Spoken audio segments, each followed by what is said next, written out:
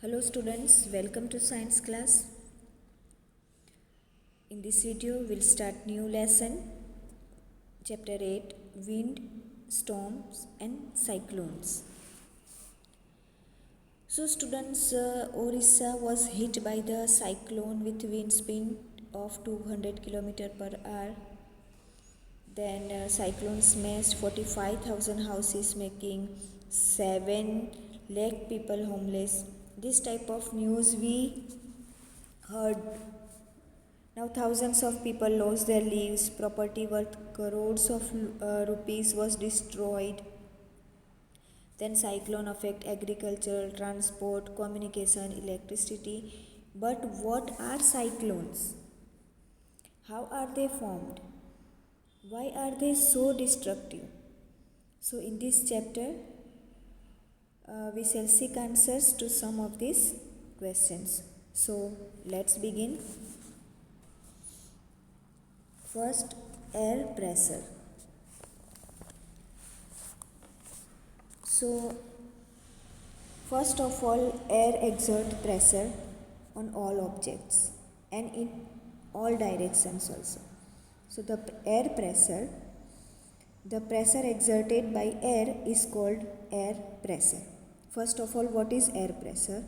So, the pressure exerted by air is called air pressure.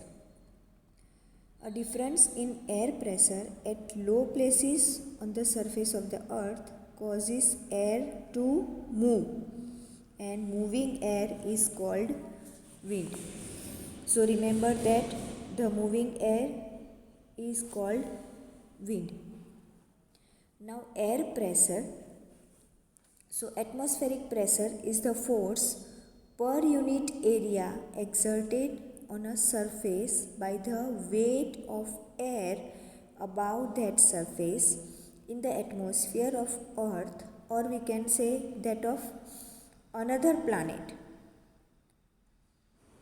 In most circumstances, atmospheric pressure is closely approximated by the hydrostatic pressure caused by the weight of air above the measurement point.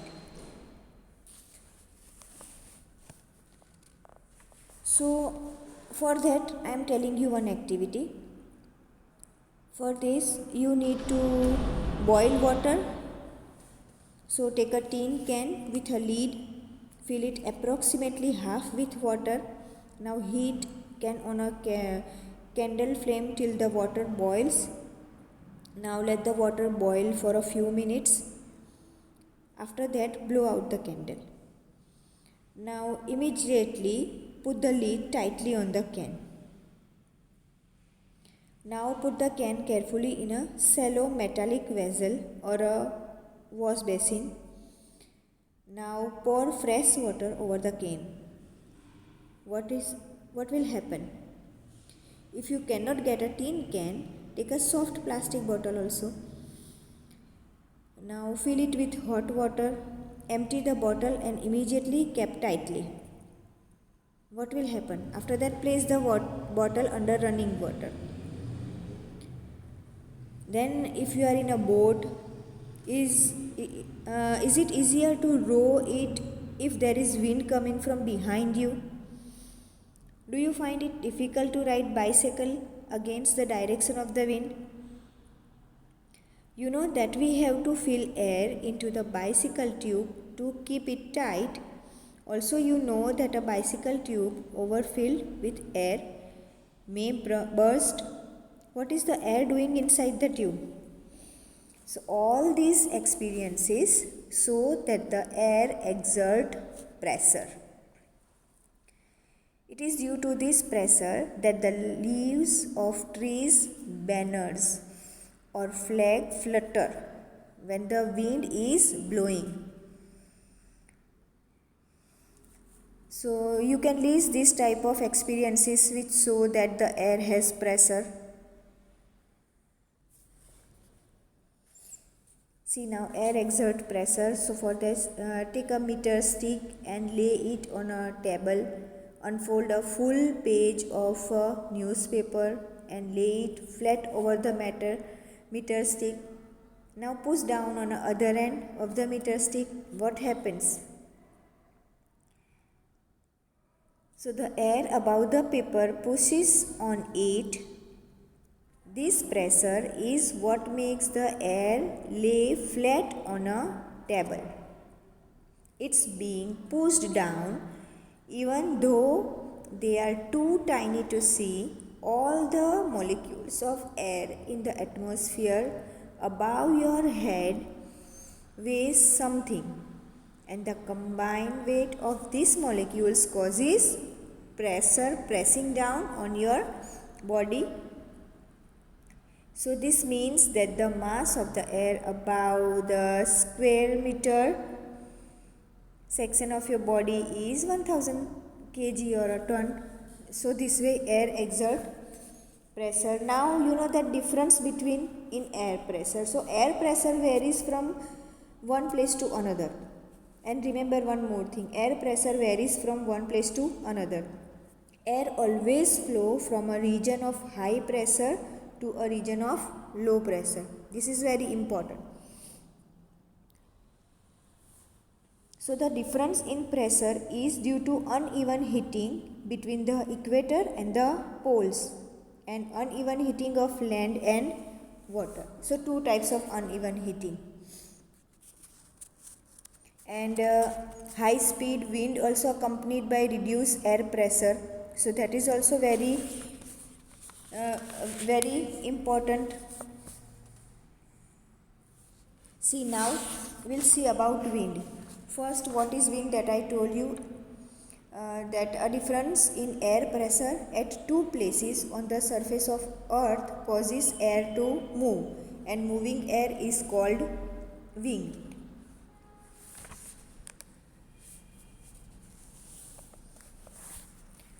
See, for that also I am telling one activity. Hold a strip of paper 20 cm long and 3 cm wide. Now between your thumb and forefinger, now blow over the paper. What do you think will happen to the paper? So the increased wind speed is accompanied by reducing air pressure. So when we blow into the mouth of the bottle, the air near the mouth has higher speed, and this decreases the pressure there. So the air pressure inside is higher than the near the mouth. Then when you blew over the paper strip, it went upward. Again, this could happen if blowing over the paper reduce the air pressure above the strip.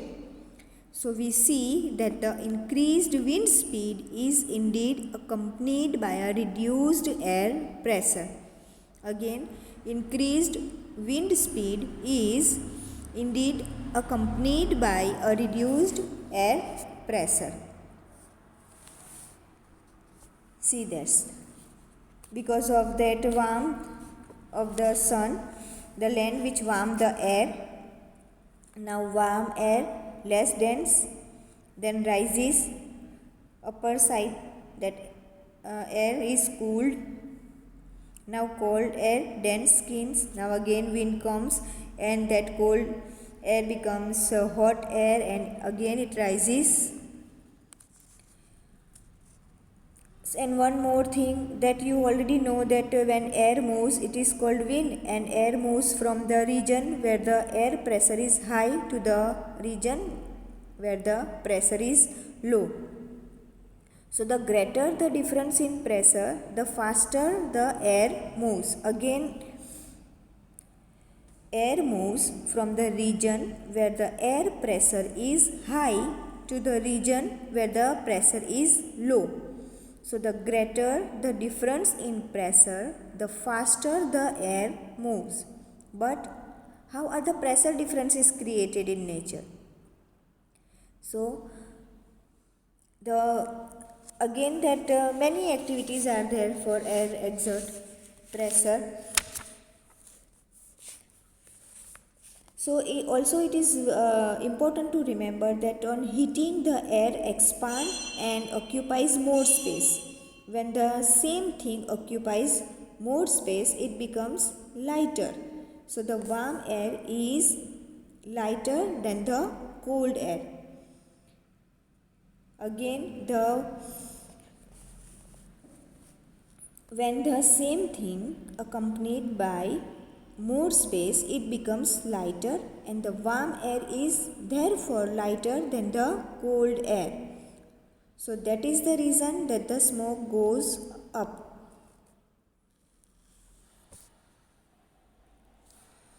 See that warm air and cold air. See here again that pressure, high pressure and low pressure. So this is also because that uneven heating of the earth. So the sun heats the surface of the earth unevenly, that you know. So the area near the equator receives more heat from the sun, and the area around the poles receives less heat from the sun. So air above the land near the equator gets warm. Now warm air is lighter and hence it rises up. Now air from colder areas such as polar region moves in the place of the rising warm air, and this causes movement of air, or we can say wind.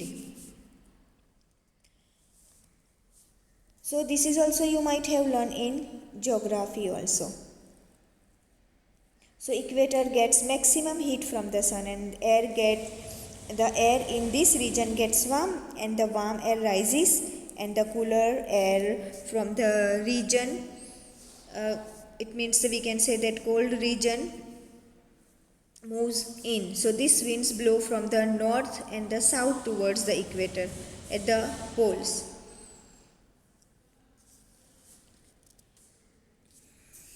So the wind would have flown in the north-south direction from north to south, or from south to north. So a change in direction is however caused by the rotation of the earth. See now cold air and warm air. So different kinds of air pressure. See warm air rises up, and it is warm air expand and rises, and cold air it is sink air. So here in warm air molecules far apart and molecules moving around a lot less dense. Here density is very less. But when you see cold air, here molecule close together, it means molecules not moving around much. Therefore that molecules are more dense.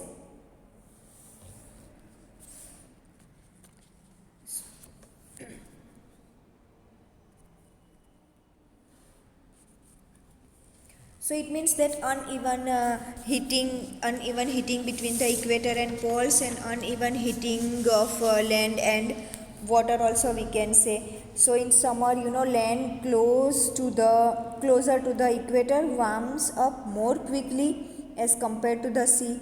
So air above the land becomes hot and rises up. So the cooler air above the sea blows toward the land. So these winds carry a lot of moisture with them, causing rain, and these rain bearing winds are called monsoon wind, we can say. So this is also uneven heating between land and water.